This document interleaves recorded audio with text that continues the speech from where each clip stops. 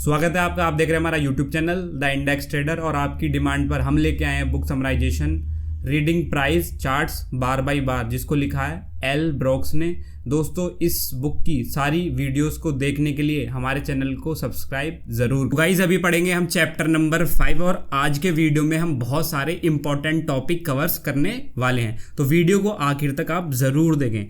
दोस्तों, पहला टॉपिक है the importance of the close of the bar. दोस्तों, आप समझ ही गए होंगे। गाइस, अभी पढ़ेंगे हम चैप्टर नंबर 5 और आज के वीडियो में हम बहुत सारे इंटरेस्टिंग टॉपिक कवर करने वाले हैं। तो सबसे पहला टॉपिक है the importance of the close of the bar. कहने का मतलब ये है कि जो बार है, जो भी हमारी कैंडल है, लोग क्या करते हैं, पहले ही ट्रेड ले लेते हैं। मान के चलिए आपने 5 मिनट का टाइम फ्रेम सेट किया हुआ है अपने चार्ट पे, और जैसे ही कोई यहाँ पर हैमर बना या कोई भी पर्टिकुलर कैंडल बनी, रिवर्सल कैंडल बनी, तो ट्रेडर क्या है, तुरंत मार्केट में जंप कर जाता है और उस कैंडल को क्लोज नहीं होने देते। वो बहुत ज़्यादा बड़ी गलती हो जाती है। तो एज ए ट्रेडर आपको यही ध्यान में रखना है, जो भी टाइम फ्रेम आपने सेलेक्ट किया होगा, जो भी आप बार देख रहे हैं, पहले उसको क्लोज हो जाने दीजिए। क्योंकि आपने निफ्टी, बैंक निफ्टी में कितनी बार देखा होगा कि बहुत बुलिश कैंडल बन रही है, बट लास्ट के 5-10 सेकंड में ही पूरा जो माहौल है वो रिवर्स हो जाता है। मैं आपको एक अच्छे से एग्जांपल के साथ समझाता हूँ। मान के चलिए आप डेली टाइम फ्रेम देख रहे हैं और यहाँ पे डेली टाइम फ्रेम पे एक शूटिंग स्टार बना है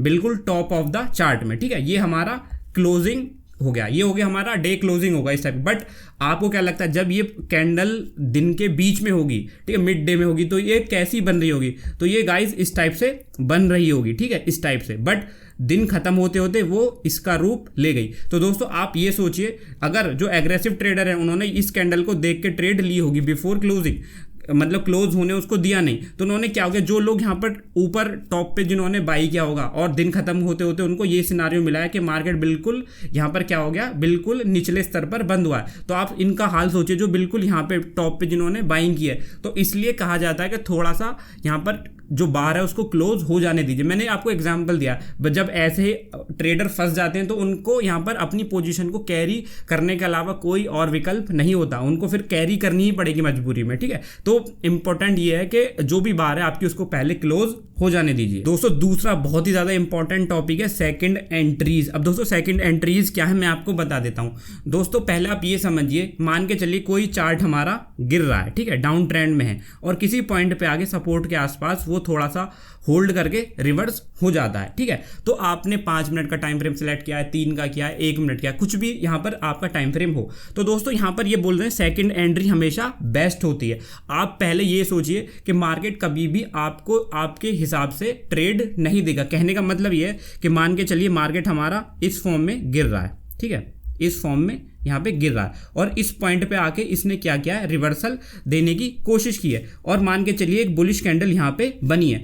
तो दोस्तों, जो पहली एंट्री होती है हमेशा, मान के चलिए लोग यहाँ पे घुसना पसंद करेंगे। जो एक नोवाइस ट्रेडर होगा वो फर्स्ट एंट्री में घुसने की कोशिश करेगा। बट आपको हमेशा ये ध्यान में रखना है, मार्केट इतना भला है नहीं कि आपको मतलब कम प्राइस में बाई करा देगा। आपको थोड़ा यहाँ पर आपको प्रीमियम चुकाना पड़ेगा सेफ्टी के लिहाज पे। अगर यहाँ पे आप देखें, जब सेकंड एंट्री लेने के बाद में क्या होगा, मार्केट का जो आपने प्रीमियम चुकाया सेफ्टी के लिए, अब मान के चलिए मार्केट थोड़ा सा ऊपर गया इस ट्रेड को लेने के बाद और वो अगेन पुल बैक देने के लिए आ गया, तो दोस्तों ये जो एंट्री बनेगी यहाँ पे या यहाँ पे, ये हमारी कहलाएगी सेकंड एंट्री, ठीक है ना। और ये सेकंड एंट्री हमेशा बेस्ट एंट्री होती है, क्योंकि आपने अगर पहली एंट्री में यहाँ पर कहीं पे भी किसी भी इस कैंडल पे ट्रेड आपने ली है, तो आप ये सोच रहे हैं कि मार्केट आपका स्टॉप लॉस हिट नहीं करेगा, क्योंकि मार्केट इतना भला है नहीं है कि आपको पहली ही एंट्री में बिल्कुल लो पे बाई करा देगा और टॉप पे सेल करा देगा। ऐसा कभी नहीं होगा। मार्केट आपके पेशेंस को जरूर टेस्ट करेगा। इसलिए बेहतर है कि आप सेकंड एंट्री प्रेफर करें, क्योंकि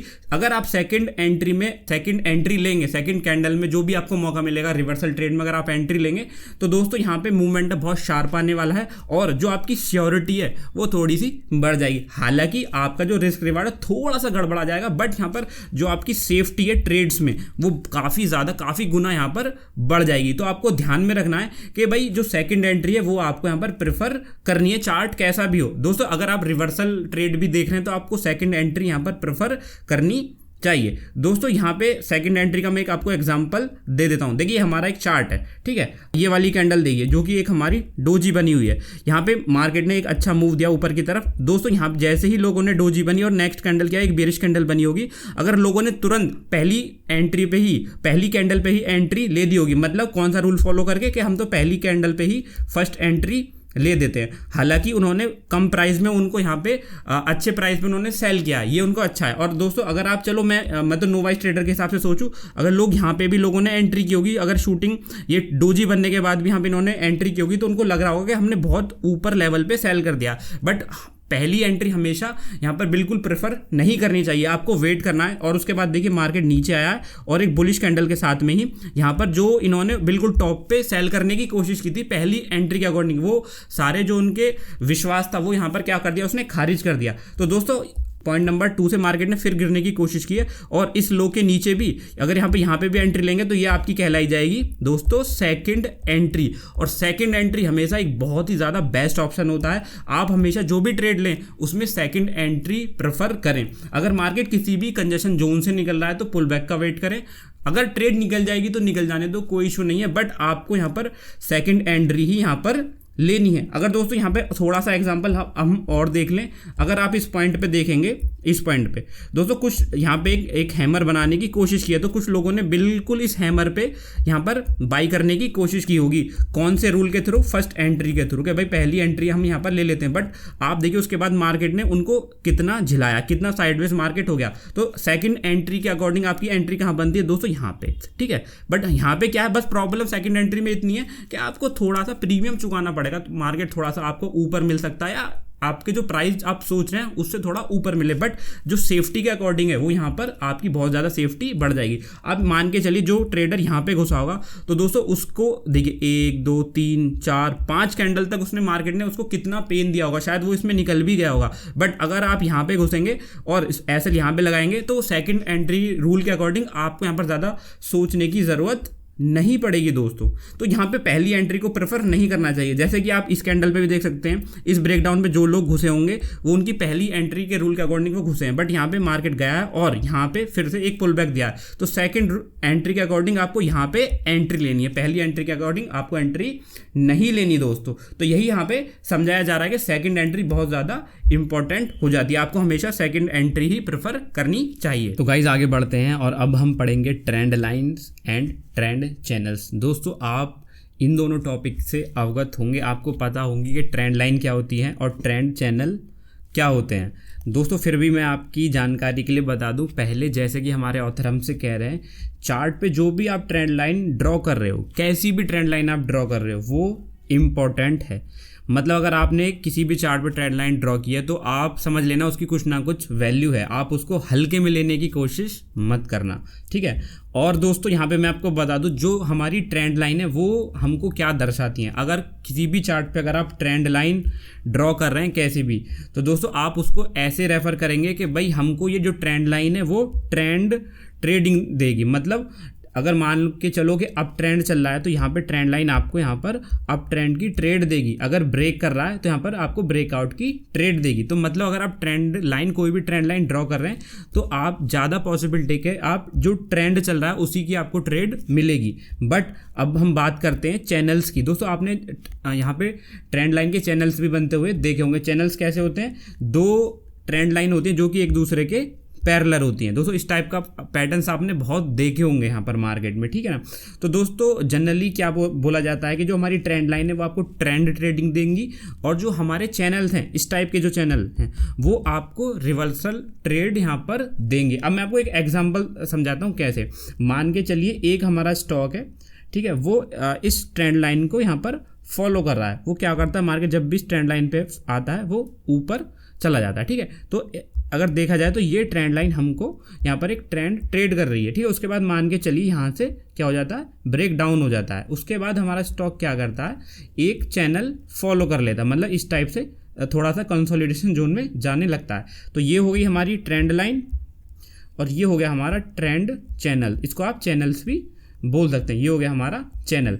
तो दोस्तों यहाँ पे अगर आप देखेंगे ये हमको प्रोवाइड कर रही थी ट्रेंड ट्रेडिंग, और ये जो चैनल है ये हमको शायद रिवर्सल ट्रेड दे सकता है। मतलब यहाँ पे जब मार्केट आपका चैनल में रहेगा तब आपको क्या करनी है, ट्रेड नहीं लेनी है, तब आपको ट्रेड लेनी है। अगर मार्केट अगर हमारा चैनल आइदर साइड ब्रेकआउट करेगा, नीचे की साइड करेगा, तो आपको शॉर्ट की ट्रेड लेनी है, और अगर ऊपर की साइड मार्केट जाता है तो यहाँ पर आपको बाइंग की ट्रेड लेनी है।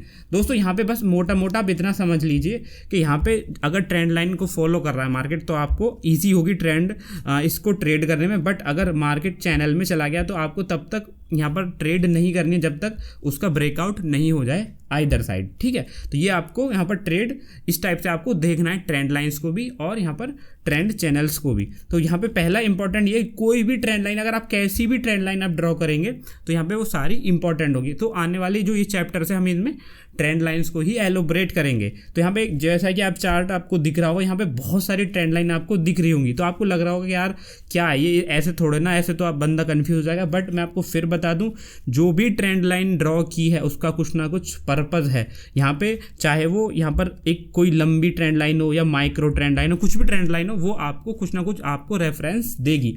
तो इन ट्रेंड लाइन्स को और डिटेल में हम आगे के चैप्टर्स में पढ़ेंगे। दोस्तों यहाँ पे अगर हम ट्रेंड चैनल्स का यहाँ पर एक एग्जांपल देखने की कोशिश करें तो आप देख सकते हैं यहाँ पे ये एक हमारा स्टॉक है, ऊपर की तरफ गया, उसके बाद इसने एक चैनल फॉलो किया है, ठीक है।